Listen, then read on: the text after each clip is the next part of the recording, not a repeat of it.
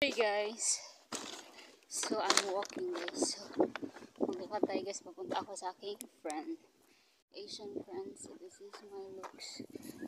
Kita niyo ba? So I'm trying to work it out guys. Paano ko gamitin yung camera? So punta tayo. So may ano tayo guys, may topic. So about the riba sa abroad. Sa mua guys, mag-isita sa mua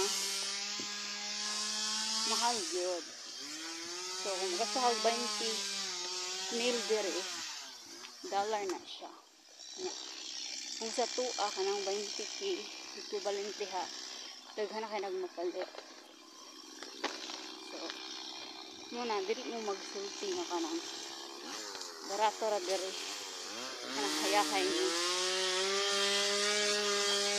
ang among kwarto diri kay dolyar man po niya dolyar po ang gasto dili para sa tuan na i-compare pa nimo diba. So maro na siya kung masulti kung mahal inyong pamaliton diya mas mahal mo niya kanang kuan diri karong adlaw diri Sabado. So maglakaw ta. Pwede rin ako mag-drive guys. Pero maglakaw lang ta ka-exercise food. Yan mo na yung mga hitsura dere. O, mo na yung mga bahay.